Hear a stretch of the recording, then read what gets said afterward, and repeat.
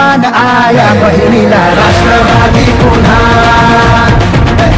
गावा शहरात घुमली गर्जना शरद पवार पुन्हा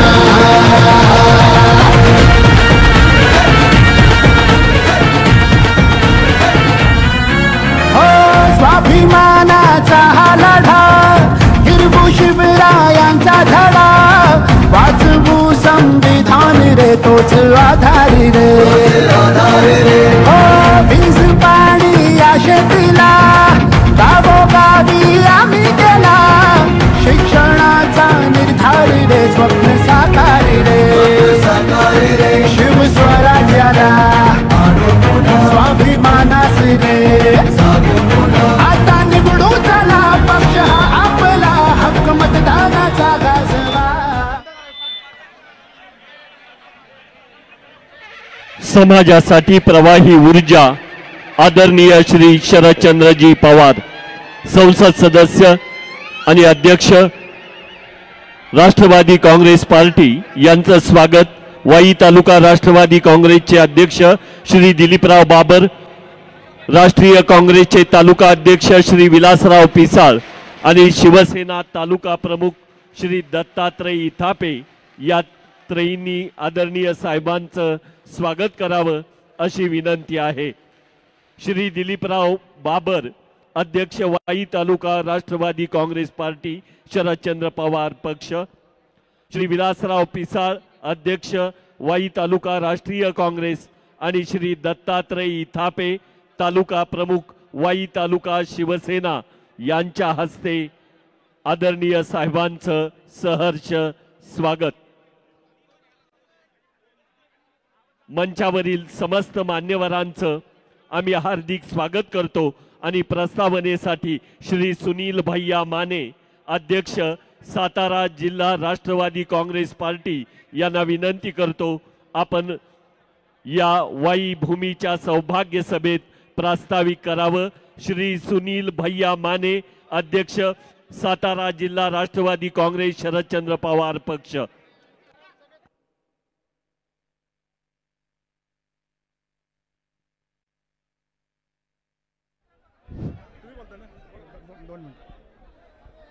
श्री दिलीपराव बाबर अध्यक्ष वाई तालुका राष्ट्रवादी काँग्रेस पार्टी।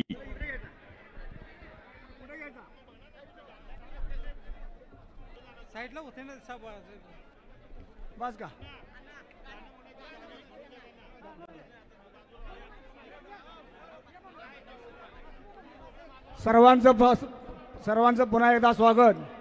मी या ठिकाणी सर्व पक्षांचं वतीनं सर्वांचं स्वागत करतो। खरं पाहिलं तर मी या ठिकाणी जास्त काय बोलणार नाही, परंतु मी साहेबांना एवढं सांगेन, साहेब आपण जो आमच्या विश्वास टाकला त्या विश्वासाला आम्ही सार्थ ठरतोय आणि 100% विजय आपला आहे। साहेब तुम्ही आलात, धन्यवाद। श्री सुनील भैया माने अध्यक्ष सातारा जिल्हा राष्ट्रवादी काँग्रेस शरदचंद्र पवार विनंती। महाविकास आघाडीचे राष्ट्रवादी पक्षाचे उमेदवार आदरणीय पिसाळता यांच्या प्रचारानिमित्त आपल्या सर्वांचे नेते, या महाराष्ट्राचा बुलंद आवाज, शेतकऱ्याचा जाणता राजा आदरणीय पवार साहेब आपल्या उमेदवार मंचकावर सर्व उपस्थित 20 तारखेला आपल्या सर्वांना ऐतिहासिक निर्णय घ्यायचा आहे। या महाराष्ट्राची सत्ता कुणाच्या हातामध्ये द्यायची आहे। वाई तालुका हा तिरकाईने तरत आहे, त्यामुळे मला निश्चित खात्री आहे की आदरणीय साहेबांच्या उमेदवार पिसाळता यांच्या पाठीमागे आपण जनशक्ती उभी केलेली आहे। आज जर बघितलं या देशामध्ये शेतकऱ्याची अवस्था काय, तरुणांची अवस्था काय, सामान्य माणसाचं या ठिकाणी महागाईमुळे कंबरडं मोडलंय, या सगळ्या गोष्टीचं उत्तर पाहिजे असेल तर या सर्व गोष्टीचं उत्तर एकमेव आदरणीय पवार साहेब आहेत की जे खऱ्या अर्थाने महाराष्ट्राला न्याय देण्याचं काम करू शकतात।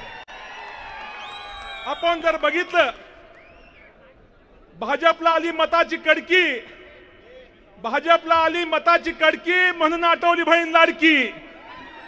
या देशामध्ये तुमचं माझं पुरोगामी राज्य महाराष्ट्र आहे, ज्या राज्यामध्ये आदरणीय पवार साहेबांनी महिला सबलीकरण धोरण घेतलं, महाराष्ट्रामधल्या महिलांना त्या ठिकाणी सामाजिक प्रतिष्ठा मिळवून दिली, राजकीय प्रतिष्ठा मिळवून दिली।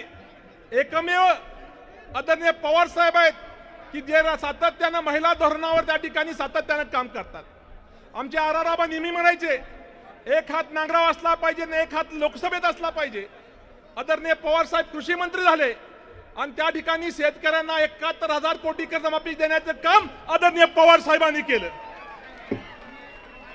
जर आपण बघितलं की सामान्य माणसाला त्या ठिकाणी पीक कर्ज 12% 13% मिळणारं पीक कर्ज त्या ठिकाणी 0% देण्याची भूमिका आदरणीय साहेबांनी घेतली। जर आपण राजकारणामध्ये बघितलं तर त्या ठिकाणी सर्व जाती धर्माला सर्व घटकांना राजकारणामध्ये समाजकारणामध्ये प्रतिष्ठा मिळवून देण्याचं काम आदरणीय साहेबांनी केलं। या देशामध्ये मंडल आयोगाची निर्मिती झाली, त्या ठिकाणी मंडल आयोगाचा स्वीकार करण्याची भूमिका देशामध्ये पहिल्यांदा महाराष्ट्रामध्ये घेतली गेली। त्या ठिकाणी 18 पगड जाती असेल, चर्मकार असेल, मातंग असेल, बौद्ध असेल, साय असेल, माया असेल, कुष्टी असेल, या सर्व जातींना राजकारणामध्ये संधी देण्याचं काम आदरणीय पवार साहेबांनी केलं। त्या ठिकाणी जर आपण बघितलं तर भारतरत्न डॉक्टर बाबासाहेब आंबेडकरांचं नाव विद्यापीठाला देण्यासाठी या देशामध्ये सत्ता गेली तर चालेल, आदरणीय पवार साहेबांनी सांगितलं की ज्याच्या घरी नाही पीठ त्याला कशाला पाहिजे विद्यापीठ, परंतु राजकारणामध्ये सर्व धर्माला बरोबर घेण्याचं काम आदरणीय पवार साहेबांनी केलं। खऱ्या अर्थानं तुमचा नेता आज राजकारणामध्ये बघितलं तर पवार साहेबांसारखा नेता आज वयाच्या 83 वर्षी आम्हाला काळजी लागते की साहेब या काळात ही खऱ्या अर्थानं दिवसामध्ये 6-6, 7-7 सभा घेतात। आम्ही साहेबांना विनंती करतो, साहेब म्हणतात महाराष्ट्र भविष्यामध्ये चांगल्या हातामध्ये द्यायचं आहे, त्यासाठी साहेबांनी पायाला भिगरी बांधून महाराष्ट्रामध्ये त्या ठिकाणी फिरतात। आपण काल जर बघितलं, कालच्या दिवसामध्ये साहेबांनी 6 सभा केल्या, साहेब पावसात भिजले। खऱ्या अर्थानं महाराष्ट्राला जर सुजलाम सुफलाम करायचं असेल आणि महाराष्ट्राचे सर्व प्रश्न सोडवायचे असेल तर देशातला एकमेव नेता आदरणीय पवार साहेब आहेत, तेच खऱ्या अर्थानं सामान्य माणसाला न्याय देऊ शकतात। मी आपल्या सर्वांना विनंती करतो की आदरणीय ताईंचं चिन्ह त्या ठिकाणी बॅलेट पेपर 1 नंबरला आहे, चिन्हाच्या समोरचं बटन तुतारी वाजवणाऱ्या माणसासमोर दाबून त्या ठिकाणी ताईंना आशीर्वाद द्यावे अशी विनंती करतो आणि थांबतो। जय हिंद, जय महाराष्ट्र, जय राष्ट्रवादी। देश का नेता कैसा हो, देश का नेता कैसा हो।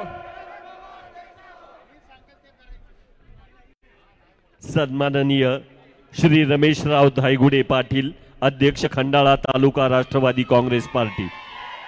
आज या ठिकाणी अरुणादेवी पिसाळ यांच्या प्रचाराच्या निमित्ताने या ठिकाणी उपस्थित असणारे देशाचे नेते पवार साहेब यांना ऐकण्यासाठी आपण या ठिकाणी आलेलो आहोत। हे या ठिकाणी उपस्थित राहत असताना गेले 15 दिवस अरुणादेवी पिसाळांचा प्रचार करत असताना या मतदारसंघामध्ये 400 कोटीचं काम केलं, 4000 कोटीचं काम केलं, 5000 कोटीचं काम केलं। पवार साहेब या मतदारसंघामध्ये फिरत असताना विकास केला, त्यांनी विकास नगरच्या बंगल्याचा विकास केला। या मतदारसंघामध्ये 2 साखर कारखाने, खंडाळाचा कारखाना उभा राहण्यासाठी मदन भोसलेंनी प्रयत्न केले। हा कारखाना उभा राहू नये म्हणून या कुटुंबानं सुप्रीम कोर्टामध्ये दावा दाखल केला होता। हा कारखाना बंद पडण्यासाठी या कुटुंबाने रात्रीचा दिवस केला। यांना शेतकऱ्यांशी काही देणं देणार नाही, यांना फक्त आपला कुटुंब आणि आपल्या जवळचे बगल बच्चे एवढंच या कुटुंबाने काम केलंय। पवार साहेब तुमच्या नावाखाली या कुटुंबाने छोटे मोठे कार्यकर्ते पायाखाली तुडवण्याचं काम केलं। मी या ठिकाणी अधिकचं न बोलता साहेब मी या ठिकाणी तुम्हाला विनंती करणार आहे, येणाऱ्या 23 तारखेला साहेब तुम्हाला पाहायला मिळेल, तुमच्या आशीर्वादानं तुम्ही या मतदारसंघामध्ये सावित्रीची लेक या ठिकाणी उभी केली, याचा आम्हाला सर्वांना सार्थ अभिमान आहे। या मतदारसंघामध्ये सावित्रीबाई फुलेंचा जन्म झाला। या सावित्रीच्या लेकीला या राज्याचा मुख्यमंत्री निवडीमध्ये यांच्या मताचा सहभाग असेल, एवढंच या कार्यक्रमाच्या निमित्तानं बोलतो मी। अधिक न बोलता साहेब तुम्ही काही करा, या मतदारसंघातला आम्ही तुम्हाला उमेदवार देऊ, एवढेच या कार्यक्रमाच्या निमित्तानं आशा व्यक्त करतो आणि थांबतो। जय हिंद, जय महाराष्ट्र। श्रीमान किरणजी माने, अभिनेते आणि स्टार प्रचारक, शिवसेना उद्धव बाळासाहेब ठाकरे। सगळ्यांना जय महाराष्ट्र। मी नमनाला घाटावर तेल जाळत नाही, आपल्या सगळ्यांना पवार साहेबांना ऐकायचंय, मला पण खूप उत्सुकता आहे त्यांना ऐकायची। मी सगळ्यात पहिल्यांदा विचारमंचावरील आपल्या राजकीय विश्वातले आधारवड, खऱ्या अर्थानं शिवशाहू फुले आंबेडकरांचा पुरोगामी विचार राजकारणात आणणारे शरद पवार साहेब, अरुणताई पिसाळ आणि विचारमंचावरील सगळे महाविकास आघाडीचे जे पदाधिकारी आहेत आणि वाईबधील भावांना, माता भगिनींना माझा मानाचा मुजरा। जरी मी इथे शिवसेना पक्ष आणि हे जर त्यांनी केलं असेल तर उद्या सगळं वायू चालवता आणि तिची विज्ञान सेवेची जागा याच्यासाठी त्यांची उमेदवारी दिली आणि तुमचा फाशीला असता तर विश्वास सांगतो की महाराष्ट्रात या काही भगिनी, या काही मुलींना आम्ही संधी दिली, 11 मुलींना आम्ही संधी दिली आणि माझा अनुभव आहे की संधी दिली तर उत्कृष्ट काम करतो। माझी मुलगी खासदार 4ला निवडली, 5ला निवडली, एकंदरीत वाई, खंडाळा, महाबळेश्वर मतदारसंघातील सर्व वडीलधाऱ्या, लहान थोरांना, भगिनींना आणि माझ्या लाडक्या भावांना आज मी आप्पांची सून म्हणून महाविकास आघाडीतून पवार साहेबांच्या तुतारीचे उमेदवार म्हणून आपल्याला मनापासून नमस्कार करते।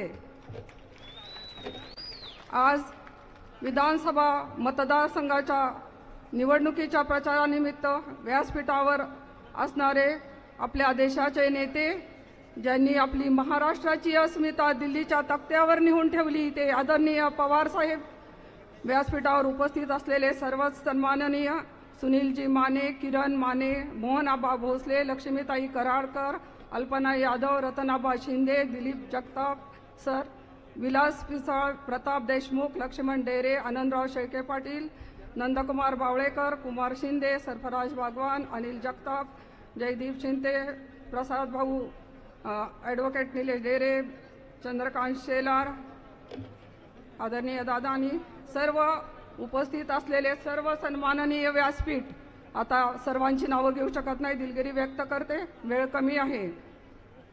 आज आपल्या सर्व मतदार बंधू भगिनींना मला एक सांगायचं आहे, 20 वर्षापूर्वी स्वर्गीय मदनरावजी पिसाळप्पा माझे सासरे हे आमदार होते। 20 वर्ष त्यांनी तालुक्यावर नेतृत्व केलं, राज्याचे पणन मंत्री होते। तालुक्यावर नेतृत्व करत असताना आदरणीय पवार साहेब हाच पक्ष आणि हाच गट असं मानून त्यांच्याच विचारांचा वारसा संपूर्ण खंडाळा आणि वाई तालुक्यामध्ये त्यांनी त्यांच्या विचारांचं जाळं पसरवलं। आदरणीय साहेबांच्या विचारांनी, त्यांच्या मार्गदर्शनाखाली 20 वर्ष त्यांनी तालुक्यावर नेतृत्व केलं। सर्वसामान्य माणूस हा केंद्रबिंदू मानला आणि काम करत असताना सर्वसामान्यांच्या अडचणी समजावून घेतल्या। नागेवाडी धरण असेल, धोंबलकवडी धरण आणि सूतगिरणीसारखा प्रकल्प त्यांनी उभा केला। आज मला आपल्याला एवढं सांगायचं आहे की नागेवाडी धोंबलकवडीच्या माध्यमातून रामराजे निंबाळकर साहेब असतील आणि आप्पा यांच्या माध्यमातून खंडाळ्यामध्ये पाणी देण्याचं काम त्यांनी त्यावेळी केलं। हजारो हेक्टर शेती ओलिताखाली आली। शेतकऱ्यांसाठी झटणारे आपले नेते आदरणीय साहेब नेहमी शेतकऱ्यांसाठी वेगवेगळ्या योजना असतील, वेळोवेळी कर्जमाफी असेल, वेगवेगळ्या शेतकऱ्यांच्या योजना असतील, बळीराजाचं जीवन कसं उंचावेल यासाठी प्रयत्नशील असतात। त्याच पद्धतीने आप्पांनी त्यांच्याच विचारांची धारा दोन्ही, त्यावेळी वाई आणि खंडाळा हाच मतदारसंघ होता। आता आपल्या मतदारसंघामध्ये वाई, खंडाळा आणि महाबळेश्वर हे 3 तालुके येतात. आपल्या सर्वांना मला एकच सांगायचं आहे की आज आपण ह्या निवडणुकीला सामोरं जात असताना समोर मला उमेदवारांना एकच प्रश्न विचारायचा आहे की आपण आपल्या घरातच सगळी पदं, सरपंच ते खासदारपर्यंत सगळी पदं आपल्याच घरात का? आज 3 तालुक्यामध्ये एकही व्यक्ती कॅपेबल नाही का? किंवा कार्यकर्त्यांवर तुमचा विश्वास नाही? हा प्रश्न मला पहिला विचारायचा आहे. आणि 20 वर्षामध्ये विकास केला असं म्हणत असताना कुठला एखादा मोठा प्रकल्प आपल्याकडे आला? आपण पाहतो वाई तालुक्यामध्ये कवठे केंजळ योजना असेल, ती पण पूर्णत्वात गेली नाही. रस्त्यांचे प्रश्न आहे, वाईमध्ये आपण फिरत असताना पाहतो पाण्याचे प्रश्न आहेत. कवठे केंजळ योजनेत पाण्याचे प्रश्न लोकांचे आहेत. आणि आपल्या तालुक्यामध्ये MIDC येणार होती, त्याचं स्थलांतर करून दुसरीकडे MIDC आपल्या तरुण युवकांना हाताला काम देण्याचं काम करण्यासाठी तुम्ही प्रयत्न केले का? हा प्रश्न मी त्यांना विचारते. आज ते म्हणतात की उमेदवार जर महाबळेश्वरला गेले तर 2-3 दिवस परत येणार नाहीत. पण कालच मी महाबळेश्वर आणि पाचगणी हा दौरा केला. त्या दुर्गम भागातून दौरा करत असताना मला खरं तर प्रश्न पडला की या लोकांचं जीवन त्यावेळेस खरंच ही दुर्लक्षित आहेत. म्हणजे त्यांच्या दैनंदिन गरजा सुद्धा अजून पूर्ण झालेल्या नाहीत. त्यासाठी अत्यंत काम करणं आपल्याला गरजेचं आहे. आपण आता गावभेट दौरा करत असताना खंडाळ्यामध्ये सुद्धा पाण्याचे प्रश्न आहेत, रस्त्याचे प्रश्न आहेत. MIDC मध्ये लोकांचा असा प्रश्न आहे की तिथल्या भूमिपुत्रांना न्याय नाही. गावागावात लोक म्हणत होती की आपल्या इथं इंडस्ट्रियल एरिया झाल्या, MIDC झाली, पण तिथल्या इंडस्ट्रीमध्ये आपल्यातली भूमिपुत्र यांना कुठेही नोकरी नाही. हा एक प्रश्न आहे. आज भविष्यात आपण मुलांना, तरुणांना रोजगार मिळवण्यासाठी प्रयत्न केले पाहिजेत. आज मी आपणच्या 20 वर्षाचं तुम्ही काम पाहिलं. मला त्यांचा आदर्श, त्यांचा वारसा पुढं घेत असताना आदरणीय दादा असतील, विजयसिंह भैया असतील, आम्ही सर्व कुटुंब त्यांचा वारसा पुढे घेऊन निश्चितच एक चांगलं काम करण्याचा प्रयत्न करू. एवढा शब्द मी तुम्हाला या सभेच्या निमित्ताने देते. आणि भविष्यामध्ये आम्ही सर्वच म्हणजे आपल्या वाई तालुक्यामध्ये सर्वांचा शिक्षण संस्थेसाठी आग्रह होता. आज आम्ही प्रचार दौऱ्यावर होतो त्यावेळी महिला भगिनी असतील, तरुण मुलं असतील, यांनी शिक्षण संस्थांची मागणी केली. महाबळेश्वरमध्ये कालून फिरत असताना तिथं शिक्षण संस्था आहेत, 10वी-12वी पर्यंत कॉलेजेस आहेत, पण पुढं कॉलेजला किसनवीर कॉलेजलाच यावं लागतं. त्या काळात किसनवीरांनी संस्था सुरू केल्या, आप्पांनी सुरू केल्या. 20 वर्षापूर्वी गेलेली आमदारकी आता आपल्याला परत मिळवायची आहे. ह्या तमाम जनतेला माझं एक सांगणं आहे, आपण सर्वांनी मला साथ द्या. एक महिला म्हणून मी कुठेही कमी पडणार नाही. आज मला साहेबांची साथ आहे. आदरणीय पवार साहेबांचा विचार माझ्याशी पाठीशी आहे. ते मला मार्गदर्शक आहेत. त्यांच्या सहकार्याने आपल्या ज्या तुमच्या मागण्या असतील तालुक्यांमधले जे एक विजन घेऊन आज आपण महालक्ष्मी योजना असेल, महाविकास आघाडीची पंचसूत्री सर्वांना आम्ही वाटलेली आहे. त्यामध्ये महिलांना महालक्ष्मी योजना 3000 रुपये, तरुण बेरोजगार असतील त्यांना 4000 रुपये, शेतकऱ्यांच्या कर्जमाफीसाठी आपण 3 लाख रुपये आणि माझ्या महिला भगिनींना 500 रुपये सिलेंडर गॅस असेल, कर्जमाफी, आरोग्य विमा, आरोग्यासाठी सुद्धा आपण तरतूद केलेली आहे. अशी महाआघाडीची पंचसूत्री आपण जाहीर केलेली आहे. ती सर्वांना आम्ही पोहोचवलेली आहे. प्रत्येक महिला भगिनींनी ती पंचसूत्री वाचून भविष्यात येणाऱ्या आपल्या भविष्याचा विचार करा. आणि माझं चिन्ह तुतारी घेतलेला माणूस हे आहे. आपण सर्वांनी येणाऱ्या 20 तारखेला मतदान आहे, त्यावेळी तुतारी घेतलेला माणूस हे चिन्ह आहे महाविकास आघाडी शरदचंद्रजी पवार पक्षातून मला उमेदवारी मिळालेली आहे. महिलांविषयी महिलांना 50% आरक्षण देणारे आपले नेते आज आपण पाहतो. महिलांमध्ये व्यासपीठावर बोलत असताना 29 तारखेला आपले उमेदवार जेव्हा अर्ज भरायला गेले होते त्यावेळी सर्वांनी भाषणं ऐकली असतील, यूट्यूबला व्हिडिओ बघितले असतील की एकदा आपण व्यासपीठावर विचारवंतांचे विचार आपण ऐकले. आणि खरं तर व्यासपीठावर पर्सनल कुणीही आयुष्य आणू नये आणि महिलांबद्दल बोलताना एक सन्मानाचं सन्मानानेच बोललं पाहिजे. आज आपली भारतीय संस्कृती शिवछत्रपतींचे विचार घेऊन आपण पुढे चालत आहोत. त्यामुळं मला एकच सांगायचं आहे, जेव्हा 12 साली जिल्हा परिषदला मला आरक्षण होतं त्यावेळी मला जिल्हा परिषदेचं अध्यक्षपद दिलं. साहेबांच्यामुळंच मला ते अध्यक्षपद मिळालं आणि त्यावेळी मला 1.25 वर्ष जाहीर केले होते. 1.25 वर्ष जिल्ह्यामध्ये दुष्काळ होता. त्यावेळी मी जिल्ह्यामध्ये दौरे करत असताना आम्हाला 2.5 वर्ष संधी दिली. एक सावित्रीची लेक या आपल्या नायगावच्या जिल्ह्यामध्ये सावित्रीची लेक म्हणून महिलांचा सन्मान करून आज एका महिलेला उमेदवारी दिली. त्याबद्दल तमाम जमलेल्या सगळ्या महिलांच्या वतीने मी पवार साहेबांचं मनापासून आभार मानते आणि सर्व तमाम जनतेला मी एक महिला म्हणून काम करत असताना कुठेही कमी पडणार नाही. आपलं विजन महाविकास आघाडीने आपल्याला सांगितलंच आहे की आम्ही शेतकऱ्यांना न्याय देऊ. स्ट्रॉबेरीसाठी एक संशोधन केंद्र करू. महाबळेश्वर आणि पाचगणी पर्यटन क्षेत्र आहे त्यासाठी डेव्हलपमेंट करू आणि वेगवेगळ्या सुविधा असतील, शिक्षण संस्था असतील, क्रीडा संकुल असेल, तालुक्यात देणार पुस्तकांचं गाव भिलार इथं आपण प्रचंड निधी देऊ असं साहेबांनी आपल्या जाहीरनाम्यामध्ये सांगितलेलं आहे.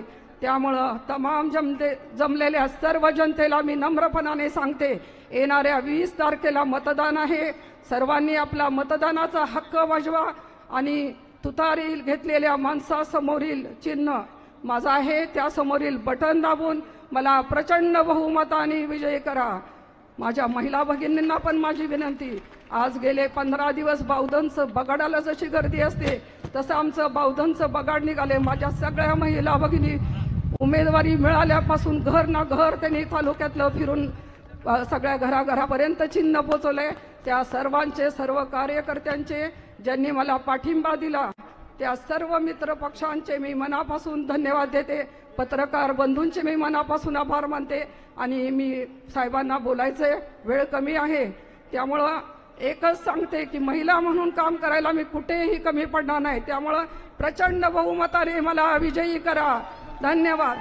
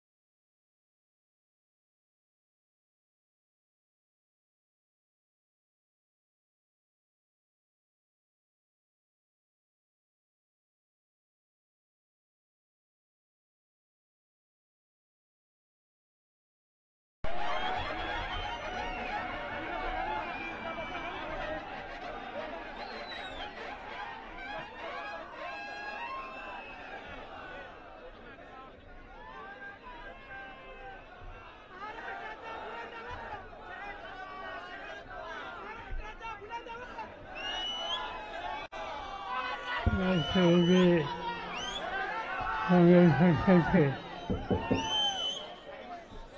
जिल्हाध्यक्ष सुनील माने, शिवसेनेचे नेते किरण माने, आमचे सहकारी शशिकांत शिरसाट, पालघरच्या नगराध्यक्ष लक्ष्मीताई गवळावकर, मोहनराव भोसले, कुमार शिंदे, महाविकास आघाडीचे जे घटक पक्ष आहेत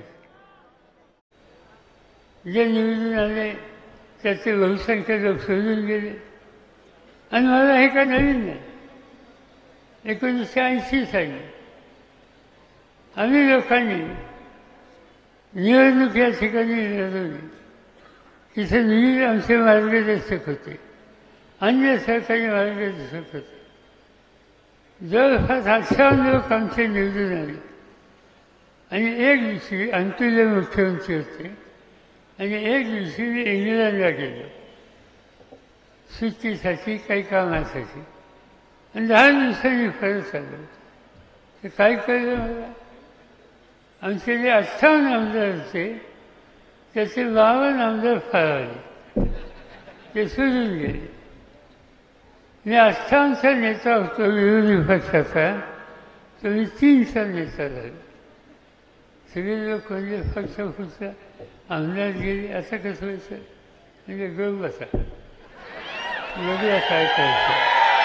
लक्ष घातलं, महाराष्ट्राच्या कानाकोपऱ्यात फिरलं. 3 वर्षांनी निवडणूक आली आणि त्या 58मध्ये जे 52 फंड गेले त्याचा एकही निवडून आला नाही. त्याला त्याची जागा दाखवली, सर्व महाराष्ट्राला जागा त्यांची ओळख करून दिली आणि महाराष्ट्राच्या जनतेनं हा निकाल घेतला आणि त्यांना त्यांची जागा दाखवली.